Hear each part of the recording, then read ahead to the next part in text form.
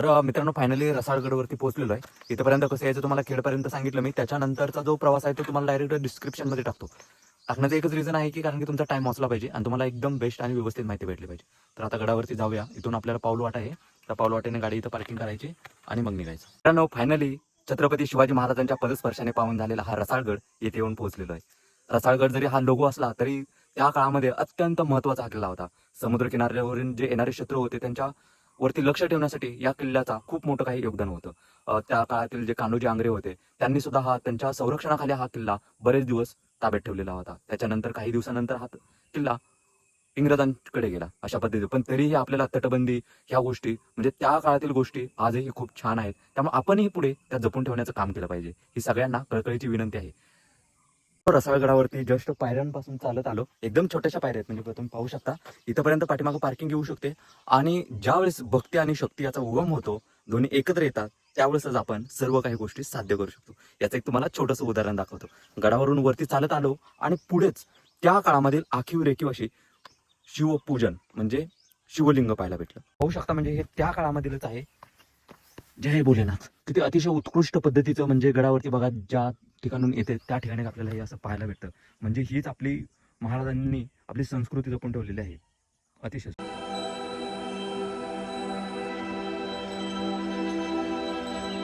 तटबंदीला जवळ यायला म्हणजे दरवाजाजवळ यायला आपल्याला एक 50 ते 60 पायऱ्या आहेत. पण ह्या आजी प्रवेशद्वार आहे आज हे खूप म्हणजे त्या काळामध्ये जसं होतं ना तसं अजूनही आहे. त्यामुळे आपण हे जपून ठेवण्याचं काम केलं पाहिजे. हे खूप महत्त्वाचं आहे. चला आता वरती जाऊ अजून.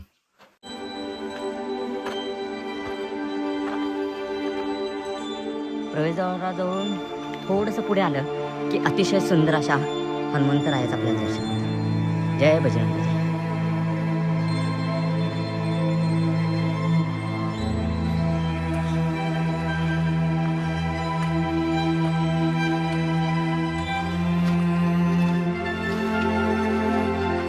आपण फक्त नुसतं चालत यायचं म्हटलं तरी जमतोय.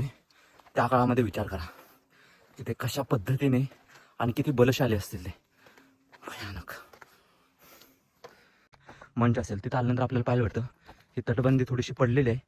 इथे आपल्याला तोफा पाहायला भेटतात.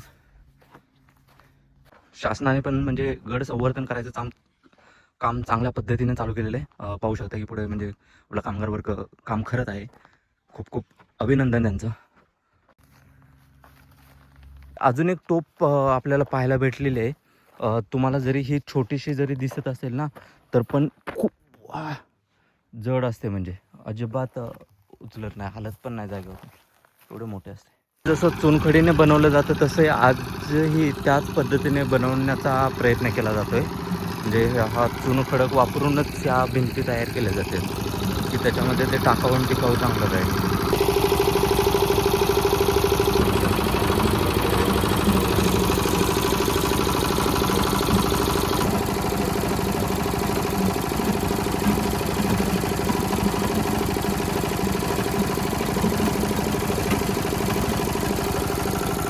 असं गडावरतीच आपल्याला जोलाई माताचं दर्शन होतं. त्यामुळे आता आपण जाऊन दर्शन घेऊया.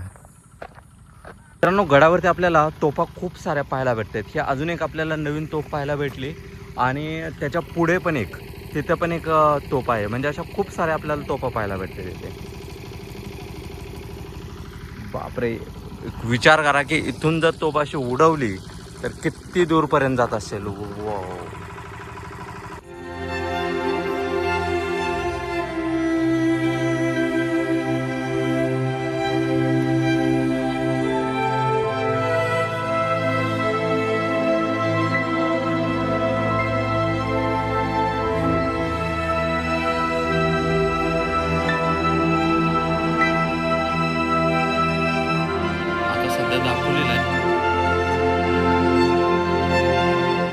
जोलाई माताचं दर्शन घेतलेलं आहे आणि येथील काका जे आहेत ना ते आपल्याला रसाळगडावरती पाहायला भेटतात नेहमीच. त्यामुळे आल्यानंतर त्यांना एकदा भेटत जावा.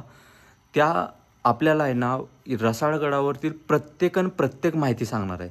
त्यामुळे व्हिडिओ एकदम खूप इम्पॉर्टंट होणार आहे. त्यामुळे कंटिन्यू बघा आणि सगळा व्हिडिओ कसा वाटतो ते नक्की सांगा. आणि इथं आल्यानंतर काकांना भेटल्याशिवाय कोणीही जायचं नाही. आता आपल्याला काका सगळी माहिती सांगणार आहेत. रसाळगडावरती आलेलो होतो. गड एवढा सुंदर, अतिशय सुंदर आहे, पण आपल्याला याची पूर्णपणे माहिती नाही. पण येथील जे सपकाळ काका आहे त्यांचे पिढ्यानं पिढ्या या किल्ल्यावरती राहत होत्या, त्यामुळे त्यांना या किल्ल्याची प्रत्येक गोष्ट ना गोष्ट माहिती आहे. त्यामुळे ही सगळी माहिती मी न सांगता त्यांच्याकडून आपण ऐकून घेऊया. कर काका. माझं नाव शिवाय सकपाल. ओके. आणि ह्या गडावरती पूर्वीपासून म्हणजे हे देवी हे जागृत देवस्थान आहे. आणि त्याच्यानंतर हे समोर हे आहेत राजवाडा. ओके. त्याच्यानंतर ते तिकडं धान्याचं कोठार आहे. हां. त्याच्या खाली शिव मंदिर आहे. ओके. आणि त्याच्या पुढच्या टोकातून खाली उतरलं ना हां. की एक भुयारमध्ये पाणी असं 6 खांब आतमध्ये आहेत, असं ओके. मोठं तलाव आतमध्ये आहे. बरं. त्याच्यानंतर ह्या गडावरती 19 तोफा आहेत.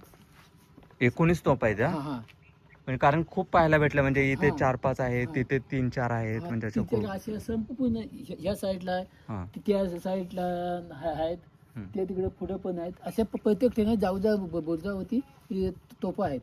आता हे नवीन बांधकाम जसं चालू आहे तटबंदीचं. तटबंदीचं ना. तटबंदीचं अजून काय तुम्हाला माहिती पाहिजे माहिती मिळू शकते तुम्हाला. जोलाई मंदिराच्या शेजारीच आपल्याला हे तलाव पाहायला भेटते, आणि यामध्ये आपल्याला एक विशेष बाब पाहण्यासाठी भेटते, ती म्हणजे हे बोयार. हे बोयार असं आहे की ज्यावेळेस शत्रू हल्ला केल्यानंतर आहेत ना, जे गडावरील माणसं होती ना, ते या बोयारामधून कोडोली या गावामध्ये निघत होते. म्हणजे इतक्या दूरपर्यंत हे बनवलेलं, पण आता काळाच्या ओघाने यामध्ये माती जाऊन किंवा दगडं जाऊन हे पूर्णपणे बंद झाल्यासारखं झालं आहे. म्हणजे विचार करा, आता मी तुम्हाला फक्त पुढे जाऊन सह्याद्री कशी आहे ते दाखवतो, त्यानंतर समजेल की हे भुयार किती दूरपर्यंत पसरलेलं आहे. आणि ह्या भुयाराच्या जवळच आपल्याला हा छत्रपती शिवाजी महाराजांचा वाडा पाहायला भेटतो, आणि वाड्याच्या इथंच आपल्याला जवळच हे धान्याचं कोठार पाहायला भेटतं. हे असे तलाव बांधण्याचं कारण काय होतं की त्या काळामधील जे बांधकाम तटबंदी वगैरे आहे ना, की त्याला दगड वापरला जायचा, त्याच्यासाठी हे तलाव जास्त पाडण्यात आलेले होते. माझ्या पाठीमागं पाहताय तो आहे रसाळगडावरील छत्रपती शिवाजी महाराजांचा राजवाडा.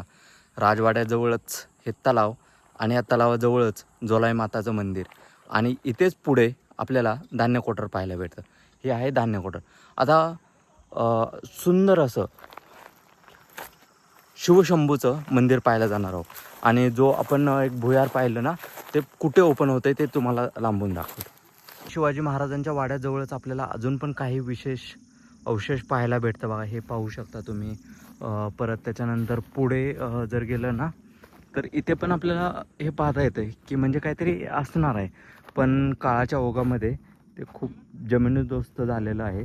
पण अजूनही म्हणजे एक अतिशय आनंदाची बाब वाटली की ते काहीतरी चालू आहे चांगलं करण्यासाठी, की जे आपले महाराजांचे गड किल्ले आहेत ना, ते जपून ठेवण्याचं काम चालू आहे. त्यामुळे अतिशय भारी वाटलं. म्हणजे इथे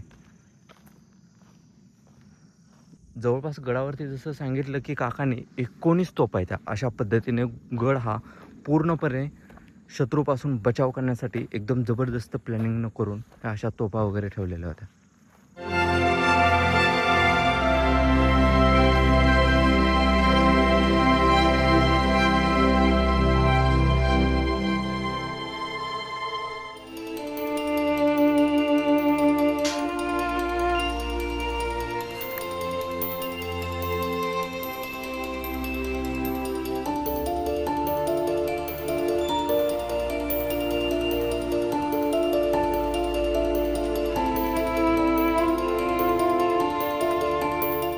मित्रांनो, अशा पद्धतीचा हा एकदम रसाळ गड आहे.